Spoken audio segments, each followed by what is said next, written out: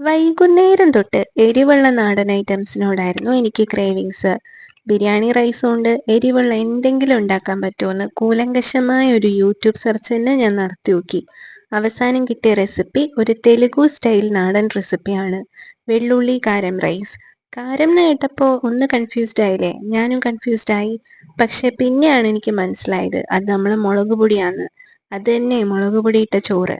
ആദ്യം നമുക്ക് റൈസ് ഒന്ന് കുക്കറിലിട്ട് ഒരു വിസിൽ വരുന്നവരെ കുക്ക് ചെയ്തെടുക്കണം.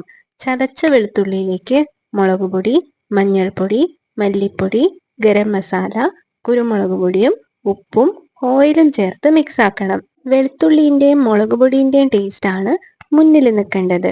ചൂടായ പാനിലേക്ക് എണ്ണ ഒഴിച്ച് ലോ ഫ്ലെയിമിൽ ഈ മസാലയൊന്ന് ഫ്രൈ ചെയ്തെടുക്കണം. ഫ്രൈ ആയ മസാലയിലേക്ക് വേവിച്ച റൈസും കൂടെ ചേർത്ത് ഫ്ലെയിം ലോയിൽ തന്നെ ഇട്ട് നന്നായിട്ടൊന്ന് മിക്സ് ആക്കി എടുക്കാം. ഓൾറെഡി വേവിച്ച റൈസ് ആ ചെറിയ ചൂടിൽ പാനിലേക്ക് ഇട്ട് മിക്സ് ചെയ്യുമ്പോൾ ചെറുതായിട്ടൊന്ന് ഫ്രൈ ആയി കിട്ടുകയും കൂടെ ചെയ്യും. ഇതാണ് തെലുഗു സ്റ്റൈൽ വെള്ളുള്ളി കാരം റൈസ്. ഇത് നമ്മൾ വിചാരിച്ച പോലെയല്ല, ഒടുക്കത്തെ ടേസ്റ്റാ.